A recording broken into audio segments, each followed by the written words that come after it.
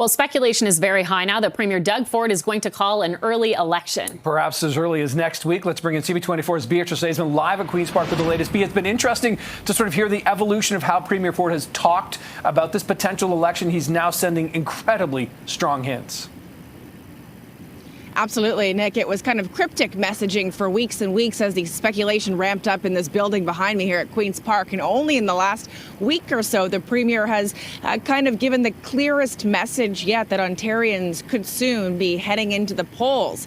To talk more about this, I want to bring in CTV News political commentator Scott Reid. Scott, yesterday the Premier using the classic line in politics, stay tuned. So will he? Do you think it's coming?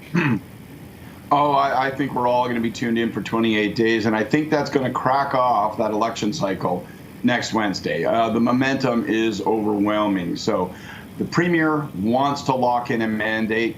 Yes, he's going to talk a lot about Doug Ford and the threat of tariffs, but he also wants to get a mandate in before there's a federal election, which is expected in April and May. He wants to get a mandate locked in. He wants to get an election win locked in before the possibility that Pierre Poilievre, the federal Conservative leader, becomes prime minister, because that alters the dynamic of, are you fighting against Ottawa? Are you fighting with Ottawa? So the Premier's been looking for a reason for an election now for, we know, months. They've been talking openly about it. And Donald Trump, his inauguration and the threat of tariffs on February 1st, in the mind of Doug Ford, gives him that reason. You know, Scott, I've been talking to some of the PC insiders that I know as well, and they've been telling me that it's tremendous pressure on the Premier from his team, including the PC campaign manager, Corey Tenaik, I'm told, who's been wanting this election for a while and trying to talk the Premier into it. How does he balance the voices in his ear that are advising and saying it's time to go with knowing that the PCs tend to, you know, run on fiscal responsibility and being responsible with taxpayers' money, and many will view an early election as a misuse of taxpayers' money or a waste? Yeah, Corey Tenaik, the campaign manager for Doug Ford's a good friend, and there's no question that they've been claiming, listen, he's really having to push the Premier. Premier's really reluctant. I wonder if part of that's a little bit of a dance, try to make him look like the reluctant bride at this particular election wedding. I think a couple of things. First, Doug Ford wants this election because he's riding high in the polls. Their internal polls have him in the high 40s. That's a huge, huge level. They want this election because they think he can win it. And so watch for the first 5 to 10 days. We're going to have an election start next Wednesday. That means an election day probably on February 27th. Watch for the first 5, 6, 7 days. Can the opposition leaders succeed in getting under Doug Ford's skin, in making him uncomfortable, saying there's no real reason? If you were low in the polls, you wouldn't say you needed a mandate to fight tariffs. You would just go out and do it. So the only reason you're spending $160 million in the middle of this crisis with Trump is so that you can, that's how much an election costs, $160 million, is so that you can lock in this election for you. We'll see that struggle in the first few days. 30 years ago, it was big trouble for David Peterson. He blew a big lead when he called an early election. 2021 federally, Justin Trudeau never got off the mat on that question and was stuck with a minority government. We'll see if Doug Ford can do better. His team thinks he can because his numbers are so large.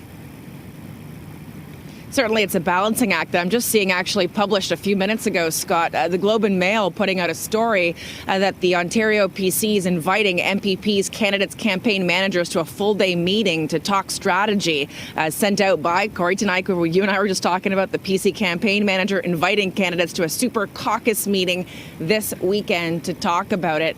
What happens in a meeting like that? Are they gauging interest? Are they preparing PC candidates and kind of interest holders? What goes on?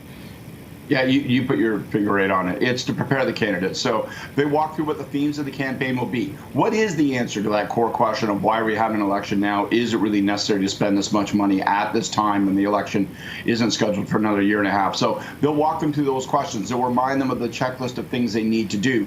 The sign cap you need to put in place. The headquarters you need to lease. All of those nuts and bolts that are required in order to run an election. That's what we call basically a candidate college. Get folks ready, you get them whipped up. You also try to get them excited. Throw a little booze at them at night and say, my God, we're going to have to fight this fight and only we can fight it. Get people excited, get them charged up for this election campaign. And then I think next Wednesday they're going to send them out into the ramparts. I will say this, Beatrice, even though the Premier's riding high in the polls, there are a couple of troubling signs underneath. right? There are real questions with respect to healthcare, family doctors, hallway medicine. There are other things that people are dissatisfied, class sizes. So, the premier is going to face some tough questions. It won't all just be high fives. You go get Donald Trump, we're on your side. Yeah, certainly. And Mart Stiles and Bonnie Crombie will have to be the ones pushing back as loud as they can as well to try to get their messages out to the voters. Scott Reid, CTV News political commentator, thanks for your time as always. Thanks a lot. Get inside. I will try. All right, Nick and Courtney. So, certainly it seems like we're in for some pretty interesting times ahead. And now that this article has been published by the Globe and Mail, ramping up speculation even further, I suspect we'll be hearing from some of the opposition leaders today as well. I would think we would, and we'll hear a lot from Scott Reid in the coming days as well, too. Okay, Beatrice Faisman, stay warm out there. We'll get him a desk. Yeah. He's No going to be here quite a bit. Thanks, Beatrice.